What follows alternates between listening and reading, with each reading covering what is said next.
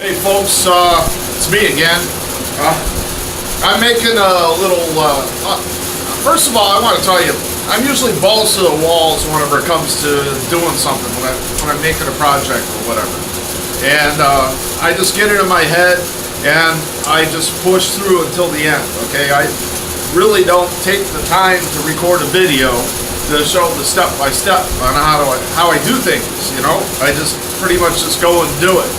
A lot of times I think I might just make a video of this, and then, well, I get into the project and it's like, oh crap, I forgot to make the video. Well, this is the case here, but I didn't get so far into the project that you can't catch up to me, okay? What I'm making is a towel rod, you know, for hand towel in my bathroom. I already made a cabinet in there, made a toilet table, made all kinds of stuff for the bathroom, but this is going to go underneath the cabinet that I made. So far what I have is an old piece of copper pipe, and what I did is I just hit it with some steel wool, sort of gave it a dull shine and gave it a brushed look, and I took a couple pieces of pallet wood. These are the stringers here, and I cut them at 6 inches, measured a ½ inch up from the bottom, found center, and then I drilled a 7/8 hole in each one of them about halfway through. See? Right here. So you can see how I marked that and everything. X marks the spot, you know. But you can see on here how I'm actually making the curve here. I'm figuring out what I want to do as far as a shape for this. I don't want it to look standard, but I don't want it to look funky either. So what I'm doing here is just basically plotting it out. So when I come up with a design in my head, something that I like, I'll turn the video back on and I'll just continue recording. I use this actually, because this is a 7/8 inside diameter here. I use this, I put it directly over the hole, flush with the edges and everything, and then I drew around the edges of this up until about the halfway point. So, you can see that. That's how I got the outside diameter here to be about ½ inch. See? So, you can use anything around you, and that's what I'm talking about. There's a lot of people that like to draw pictures and stuff like that of what they want to make. Well, if you can put it down on paper, if you can draw a picture of it, you can make it in 3 dimensions. You can build it. That's why my motto is just build it. And that's what I'm doing here. I have an idea in my head. It's not totally formulated, but it doesn't get totally formulated until I actually start cutting wood, drilling holes, and putting things together. I took a couple measurements, and I want it to be about 14 inches long. So I'm going to have to cut about 5 inches off of this pipe here. But I'm going to do that with my Sawzall, with a metal blade. And then when I come up with a nice shape, a design, I want something somewhat classic but somewhat different. You know what I mean? So when I come up with the shape, I'll turn the video back on, and then we'll get to going on the scroll saw and everything else. I mean, not the scroll saw, the bandsaw. This is a little too thick for my scroll saw. So, I'll see you in a few minutes when I figure out what I want this to look like. Okay, I worked out a shape here, and it was basically by using these two things here. Speed square, and this little, what should I call it here? Okay, same thing I did for this hole here. So this is what I came up with, right here. And the dark areas are what's going to be cut out. So let's go over to the bandsaw, not the scroll saw, the bandsaw, and, well, let's cut this out, because this is going to be the template for the other one. So we have a mirror image, and they're duplicated to each other, sort of like that. But let's travel on over here. Now, mind you, I have to do my own camera work and all that stuff, so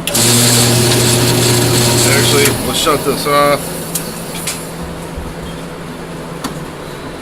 Let's bring this down. We don't want to be breaking any bandsaw blades before their time, right? So now turn this on and we just go to town with cutting. I want to stay as close to the line as possible.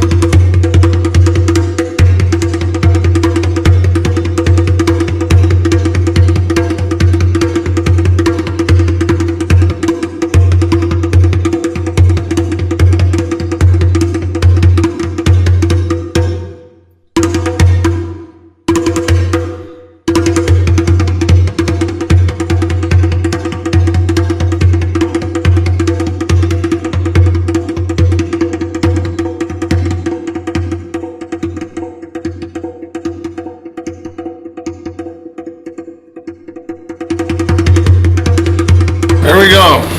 There's one side right there. It's rough. Definitely have to do some work on this edge here. But I'm going to be hitting this thing with the router. So not a whole lot of edge work needs to be done on this. This router is going to take care of that. So I like to have a rustic look. That's what I'm doing in the bathroom. Now if I were going to do a finished fine furniture type look, yeah, I'd be painstakingly taking all these little ridges out of here and everything else and just getting really, really intricate with it.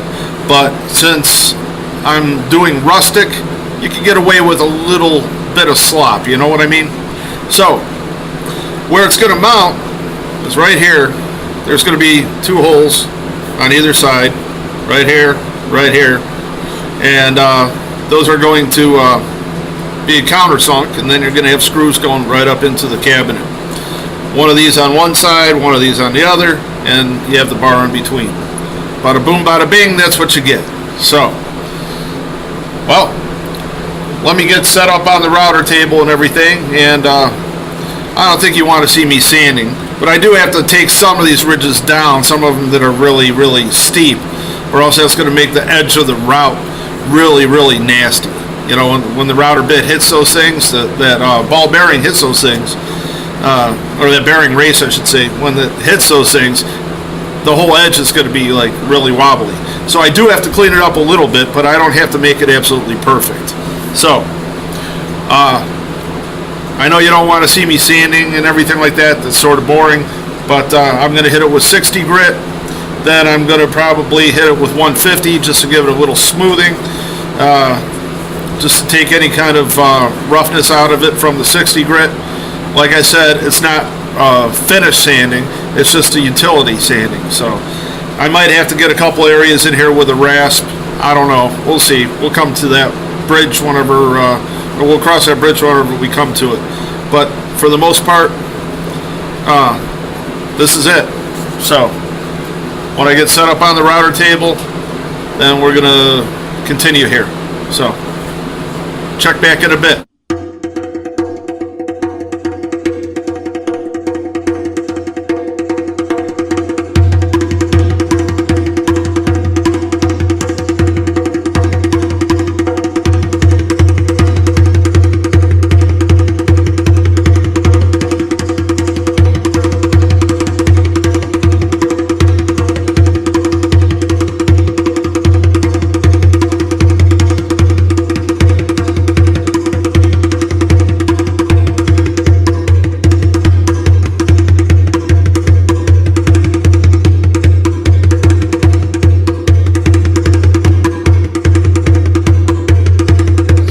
roughed in now.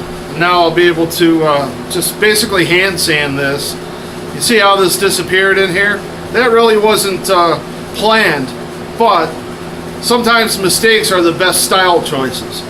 And I'm going to keep it because it's going to be different. Everybody wants to be precise. Everybody wants it to be right on. Well, sometimes a little off is just right. So there it is. But yeah, I'm going to hit this with some finer sandpaper, probably 150. And then I might even go over it with a little 320. And then I'm going to give the surface of this a good sanding. Then I'm going to go over it with maybe some Danish oil or maybe some tung oil. Not really sure yet. This is going to be hidden basically underneath the cabinet. All you're going to see out of this is probably right there. Okay, that's about the most you're going to see of it. So you're going to see the pipe in there.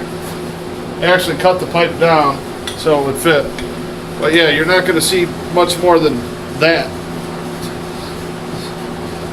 So it's really not going to matter. Now, if this is for a customer or if this was something that was going to be displayed prominently, it'd be a whole different story. I'm basically slapping this together, but I'm still trying to make it look somewhat nice, you see? But there's different degrees, you know? If somebody's paying you top dollar to build something, well, you spend the extra time, you make sure it's absolutely perfect. When you're building something for the house, well, it's up to your discretion. So that's what I'm doing here, building something for the house. It's up to my discretion, and well, I still think it's going to be all right. And instead of drilling holes through here, like I said before, I think I might actually fasten this, actually screw through the cabinet on the inside into these, so I don't have any holes here at all. Even though you're never going to see that, still, I think it's a nice little point, you know what I mean? But, alright, I'm going to sand this. I'm going to get all this fuzz off of here and everything and try to smooth it out. I see where it chipped a couple times. That's fine, because I'm doing rustic. Rustic, if it chips or whatever, if you get a little dent, it's great. You know, I've built some really nice things, you know, what you could consider fine furniture, but I also do a lot of rustic stuff. And this is a rustic thing. It's good, just the way it is. You know, but still, it takes a lot of work to give it a rustic look. So, I'm going to sand this and we'll get back to the finish when I come back. Okay, now I got it sanded and everything. One thing, if you're going to mix woods or if you're going to mix metal with wood or whatever, and you want a certain look, put it together. Now see, I just wiped this down with mineral spirits and everything to take all the schmutz off of it. And yeah, came out pretty decent. Like I said, it's rustic. It's not supposed to look beautiful, you know, as far as machined wood and everything like that. It's supposed to look like it was carved with a knife from a piece of timber. That's what it's supposed to look like. And I think I achieved that here. You can see here, I sanded this down so it would actually slope down a little bit where it ate away in there.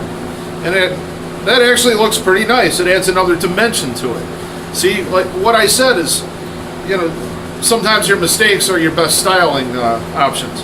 But I'm looking at this wood and I'm looking at the copper together. And they just seem to go together too well. So that tells me I want to darken the wood. So I'm going to hit it with some walnut colored Danish oil. Alright? So pretty much take any rag. It's hard to screw up an oil rub finish. So I got a rag here. Got a little dust on it. It's no big deal. No big deal at all. It's not going to ruin your finish or anything else. That's what I like about using oils. It's real quick, it's real easy, and that's it. So I'm going to grab my Danish oil here and give it a nice little shake. And take the lid off. Always, it's a lot easier to use when you take the lid off, trust me. But just dump some on the rag like that. Just start rubbing it in. Rub it in, rub it in. But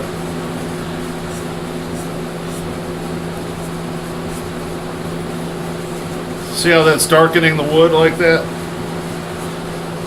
And just get in all the little grooves and everything else.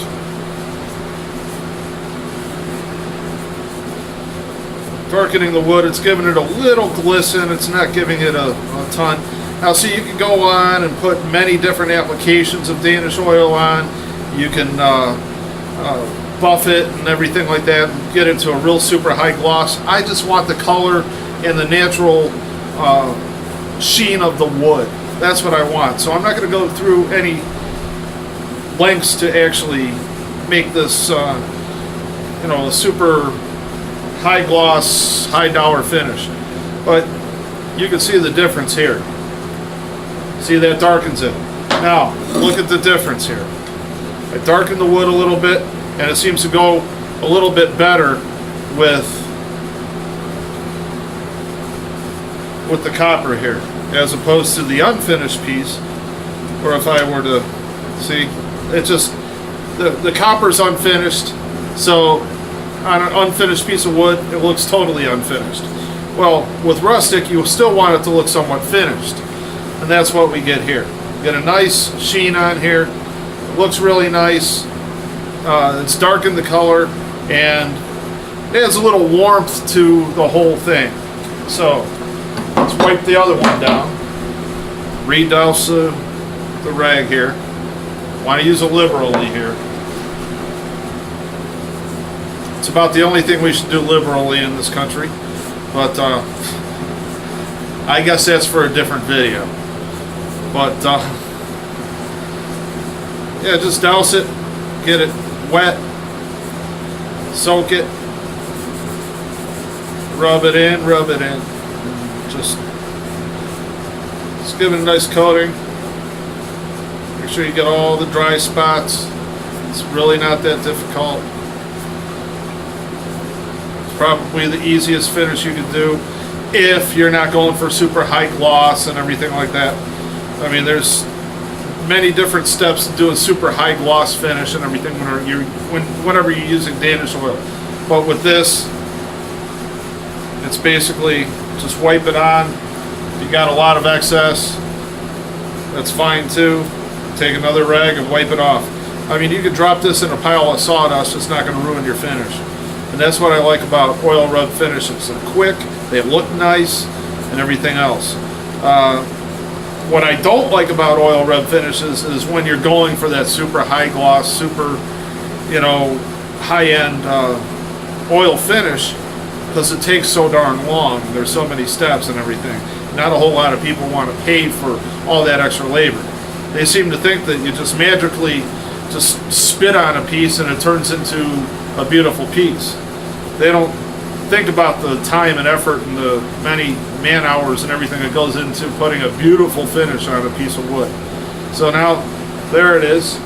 Okay, it's got a nice sheen to it. Hope you can see that. I'm trying to reflect it into the lens there, but yeah, it has a nice little sheen on it, and has some nice dimension to it. Has a nice color to it, and all that's left is to install it. See, we got the two pieces here. Oh, there's your towel rod, and the screws are going to go in through the top from the inside of the cabinet. And all I have to do is just hand drill a couple little pilot holes in the top here. They don't have to go in straight. They don't have to look gorgeous or beautiful or anything else. So basically, that's it. That's a towel rod in a nutshell. So if you like what you watch, what you've seen here, and if you might have learned something or picked something up, then well, comment, subscribe, and give me a little like. I appreciate it. But thanks for watching, and take care.